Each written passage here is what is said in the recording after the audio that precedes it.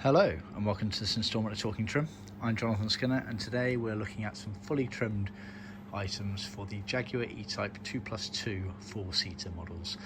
So this is a bit of a continuation video, so do see the description below for the link to the previous video I did where I was showing the same items but with some of the original trim still attached, along with our retrim kits that we supply and half of the other side of the car trimmed effectively. But this is effectively the finished result. These are all the elements trimmed up using our kit. So this is for a 2+2 model, so the 4-seater E-Type. Strictly speaking, it's from a Series 3, but the notion of these parts is similar to all of the 2+2 models for the main part, and very much with a large pinch of salt can be used as a very basic guide for some of the 2-seater fixed heads. The Cant Rails, albeit completely different sizes, the concept of them is exactly the same process really for the wheel arches as well.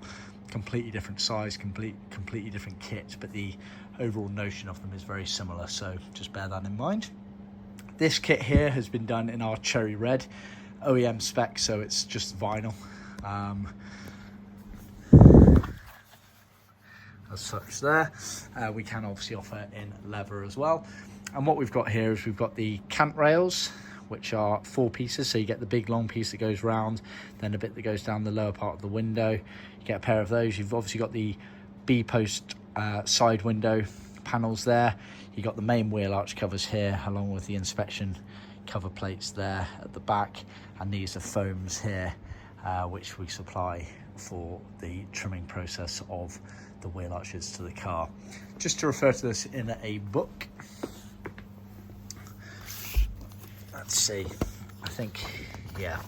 So although this is a fixed head that we're looking at in the book here, you can see this is the cant rail here, so it goes all the way around and down to the front there, and then that's the lower cant rail there that goes past the lower section of the rear window there, and again carrying on, so this is the cant rail that comes around there up to the windscreen. Like I say, that is the 2-seater fixed head in that photo in the book there, but the notion is exactly the same. There's not many great photos unfortunately in this one of the 2+2 showing that area.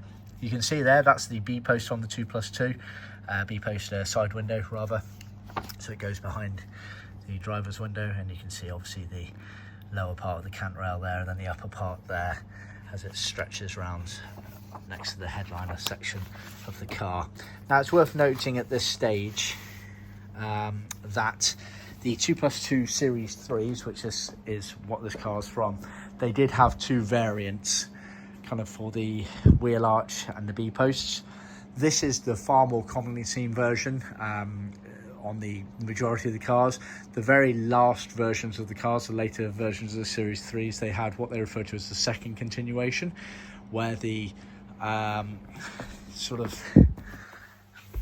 this side panel area here was moulded, and actually moulded up into the side window section there, and it had a speaker hole in it. It was all kind of one piece, and then the wheel arches as well were a moulded sort of coloured plastic, and moving back into a moulded section for the rear section there.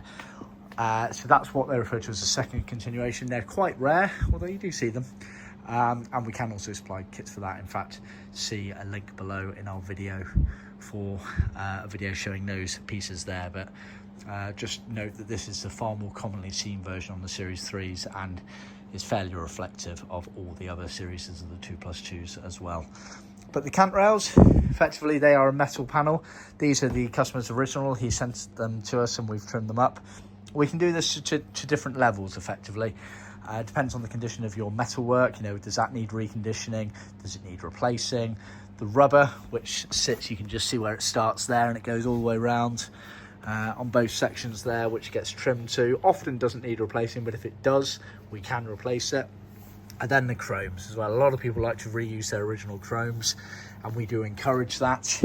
But yeah, we take the view that what sort of budget are you working to? How pedantic do you want to be on kind of replacing bits and bobs? And then we'll act accordingly. We're not going to, we like to be as transparent as we can with you about, okay, well, we can work with this, but it might not look amazing in this area here unless we do certain works to it. But like I say, it depends what sort of budget you're working to and how you want to play it. So this customer, he was fairly happy with the condition of his Cant Rails, and for the most part they were absolutely fine. The rubbers were absolutely fine.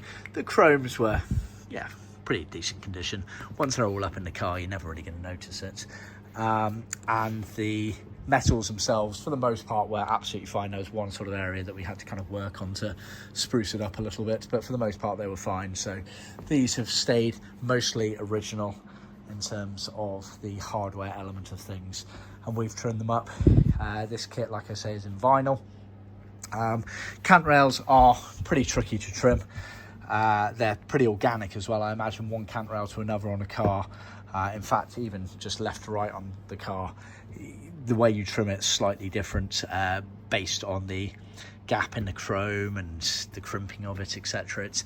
It's like I say, you have to bob and weave, shall we say. You have to adapt to get it to fit nicely on it, but they are fairly tricky, those big items there. The smaller ones here are a lot more straightforward. Still not particularly easy. It's mainly the element of getting that chrome onto the edge, onto the lip of it, which is the tricky elements there. As you can see, what I've done on one of the sides here, I've put some of the finishes on, like the hook and this chrome end finisher. On the other side I haven't, just to show you the detail of the trimming.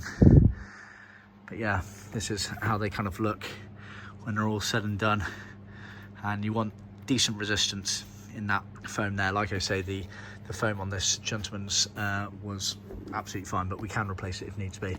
The B-post window strip here, we had to replace the way that this was fixed on at the back there, and we've put some extra fixings in there for the other side there. Then you can see the original fixing bracket on there, but they're just trimmed all the way around. Obviously you want to be using a strong contact adhesive for all of these parts here. Paste on contact glue, none of this spray stuff. It's not as strong as they claim it to be. And then the wheel arches, obviously sewn wheel arch covers, they have the piping on them. We strip out the piping so that it allows you to grab onto it and pull it round, but the sort of front part of the wheel arch is trimmed onto this metal panel here. It has, you're not going to see it in this video here, but under here there's a sort of orangey yellow foam, quite thick stuff. Again, that's normally absolutely fine to reuse. You might just want to build it up slightly, which is why our kit, we supply an extra piece of foam that goes kind of over the top of that to give it a nice even playing field before you start the job. And then you use the kind of normal foams for when you're trimming it onto the car for the rest of it, for the rear section there. But that's, again, part trimmed. And you have this section here again with the piping to grab onto and pull it and manipulate it into place. Stripped out there, obviously it's got the beading in there, but we strip it out there so that it allows for a nice neat finish with these bits and bobs. So then finally you have the rear access panels in the car there at the back of the car. They situate around sort of that sort of area there. Normally as part of the wheel arch kit we just supply materials to recover your originals, including the foams there, but this one here, customers asked us to replace his hardboard pieces there, so we have done there. Again, a fairly simplistic job, but still levels of detail going around those corners to make them look lovely and even all the way around there. So that's that section there. So yeah, just thought I'd do another overview, sort of showing the levels of detail that we work to on our kits and the levels that you should be looking to achieve, whether you're doing it yourself or whether a professional trimmer is doing it.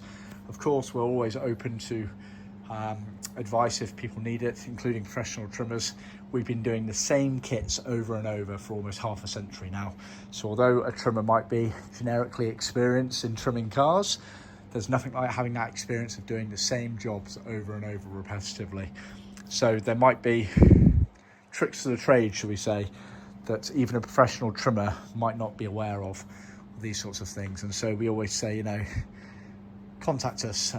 It's not about pride, it's not about ego on who's better at these sorts of things. It's all about experience, and experience in a very, very niche field.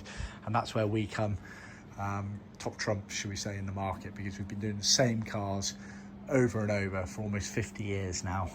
We service a relatively low number of cars in the grand scheme of things. We do obviously E-Types, the classic XKs, some of the saloons, then we do Austin Healey's, the big Healey's only, Triumph TRs, TR2s and TR6s, and the MGA Roadster and Coupes. That's all we do.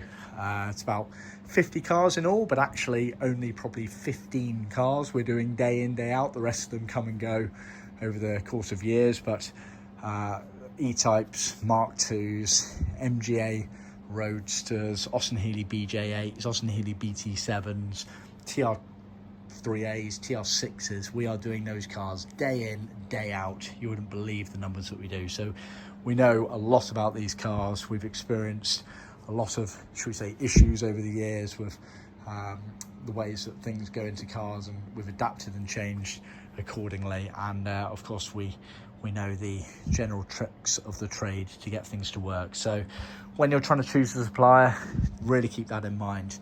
They might say that they're the same item, they might say that they're made in the same material. So for example, a Cant Rail kit in vinyl, or wheel arch kit in vinyl, or a carpet set in wool, but that's where the similarities end. After that, it's down to the accuracy of the patterns and the knowledge of the people making those bits and bobs, and the overall experience within that market. So just bear that in mind, and please see the description below for more details on that, as well as links to our website for blog handbook areas that go into details on that. Anyway, enough on that. Thanks for tuning in. Please remember to like, subscribe and share with other classic car enthusiasts out there, and be sure to tune in next time. Thank you.